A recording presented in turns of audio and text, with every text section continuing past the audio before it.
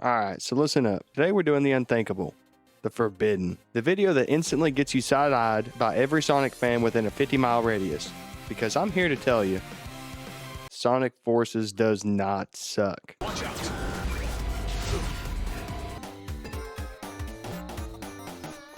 Yeah, I know. 6-hour campaign, boost to win. Where's the momentum physics? Why is Classic Sonic here? Blah, blah, blah. But beneath the memes, the disappointment, and the infamous "we're going to make our own OC" jokes, there's a game that actually had ambition, heart, and some genuinely underrated strengths. So buckle up, grab your Wispin, and prepare to enter the Force's defense force.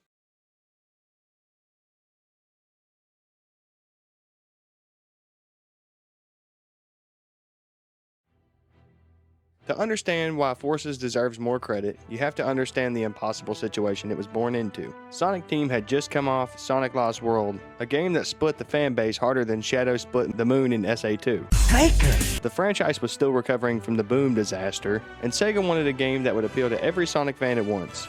Classic fans, modern fans, kids, adults, newcomers, nostalgia addicts, and the Sonic should be a 3D platformer with momentum physics crowd. God, that's crazy. That's hard to say. That's like trying to cook a meal that satisfies a vegan, a carnivore, a picky toddler, and Gordon Ramsay simultaneously. On top of that, the game was built on a brand new engine, the Hedgehog Engine 2, which is the same engine that built Frontiers, which meant half the dev time was spent just making the tools work. So yeah, Forces wasn't set up to be a masterpiece. But given the circumstances, it's honestly impressive how much they actually pulled off.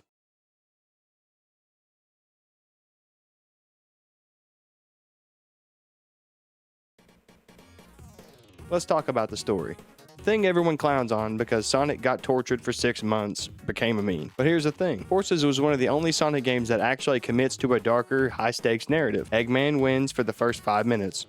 The world is taken over. Sonic is missing. The Resistance is losing. And Infinite's out here dropping monologues like he's auditioning for the Organization 13. I hope I pronounced that right.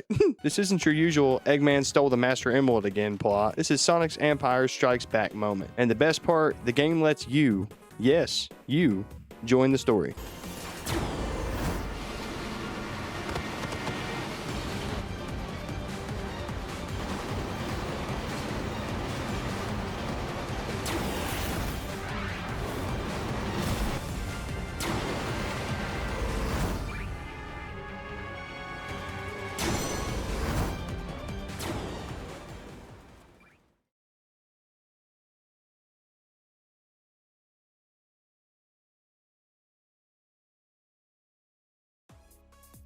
The Avatar system was a brilliant idea.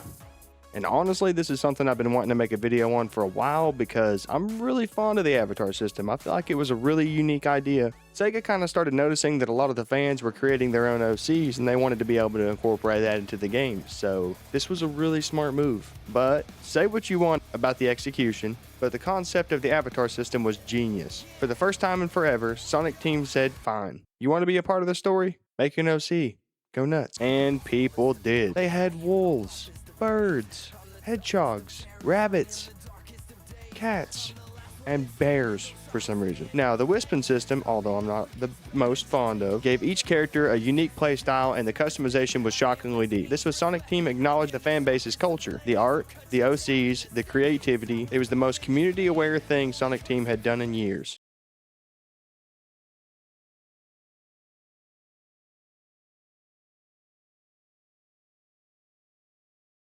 Alright, let's address the elephant in the room. Yeah, Forces is short, yeah. Some of the levels are linear, but here's the thing. The core gameplay is actually not that bad. You got modern Sonic. He's fast, responsive, boost feels pretty powerful. I like the jump ball animation. Stages like Sunset Heights go pretty good. You got the Avatar, adds a variety. The grapple hook animation's pretty cool. And the movement's not the best, but you got the stop attack and whatever this is. And then there's Classic Sonic. Alright, look, Classic Sonic is easily the weakest part. But even then, some levels like Ghost Town and Casino Forest are still enjoyable. And I don't really think they were trying to come across as a Generations 2 with this as much. I think they were trying to just come across with more of an arcade style gameplay and more of a break from the really fast boost gameplay and all the mechanics in the Avatar gameplay. So I feel like this was a really smart move on their part. Even though I don't think it was the smartest move for the character to be classic Sonic. I feel like it was a smart move to add an extra character in for the little break.